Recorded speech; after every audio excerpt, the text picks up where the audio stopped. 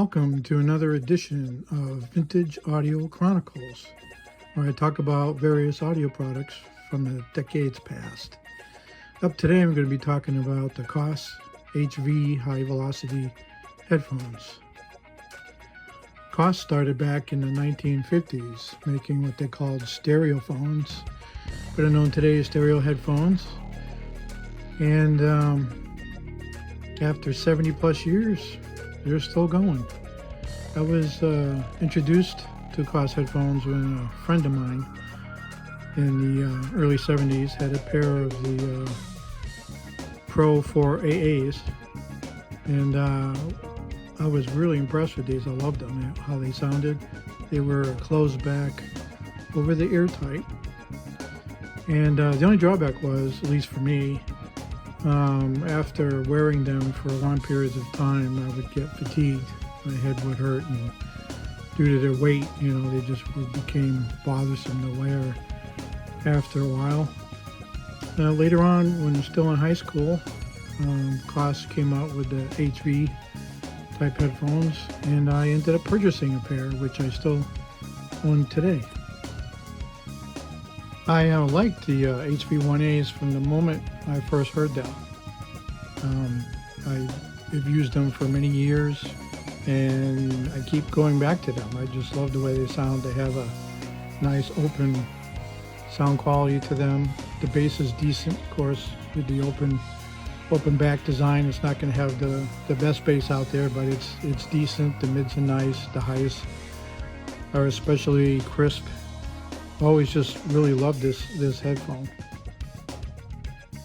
Now the HV1A seems to be a successor to an HV1, of which Koss doesn't seem to list this on their historical website any longer, but I assume there was an HV1 at one point, and Koss eventually upgraded it and called it the HV1A, and I think the HV1A was the more popular version at the time. Later on, they came out with what was designated as the LC version, in which they had volume control, potentiometers in each earpiece that allow you to adjust the volume independently, giving you the ability to balance recordings that might have been off slightly. And then about 10 years later, in the early 80s, they came out with the HV1A Plus that was supposedly had improved drivers over the original HV1A design. Hey, so I wanted to talk about these Koss HV1A headphones. If yours are anything like mine, these pads seems to, after only a few years, completely fall apart and disintegrate. These just came off, and these aren't how much better. I actually purchased some replacements some years back from Koss, which they used to be able to get online, but recently found out that they're no longer making them. So now what do you do, right? On a mission to figure out how do I replace these foam ear cushions with something in the near future, because those are going to go too. I don't know about you, but these replacements didn't seem to last too long.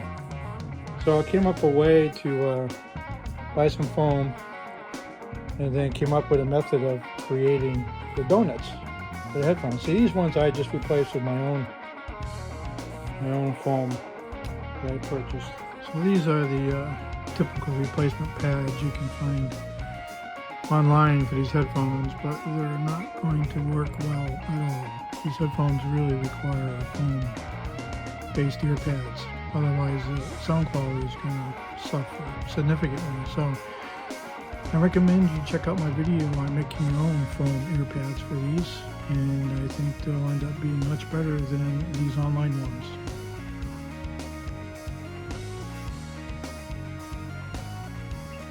So you may be wondering how these 3 different headphones sound. And so I spent a couple hours just listening to various types of music through my, I have a Furman HA6 headphone amplifier that allows you to plug in 6 different headphones simultaneously, so you can just, switch between them pretty much on a real-time basis.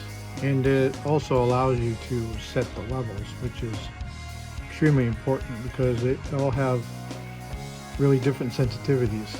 So being able to match the levels of headphones is key. As you might expect, they all sound very similar to one another. The LCs were, in my opinion, the bottom of the list as far as sound quality. They just seemed a little subdued compared to the HV1As and the HV1A Plus. And then the HV1A Plus, although almost exactly like the HV1As, they had maybe a slight improvement in the overall frequency response. So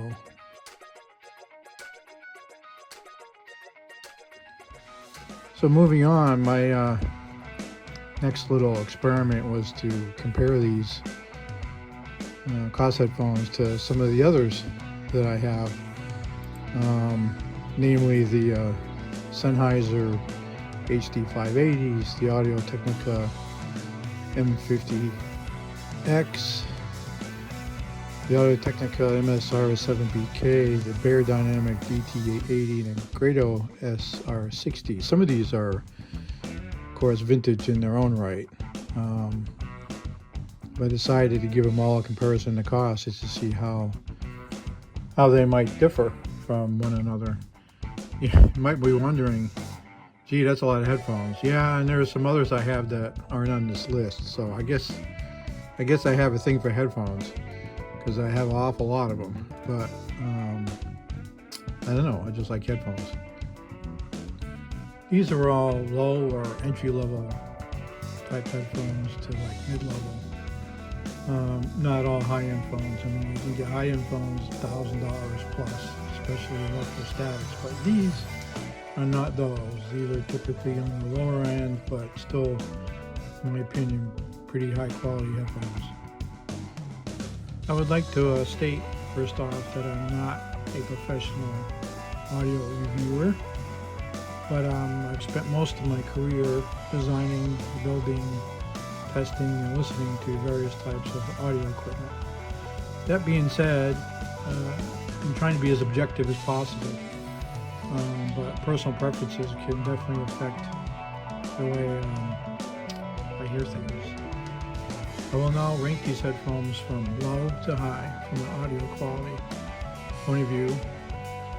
First up, it was the Grado SR60s, which are a very nice sounding headphone, but they are an entry-level type headphone, probably the lowest priced of all the headphones in here. And although they are good sounding, they're just not quite up to the same level of quality as the others.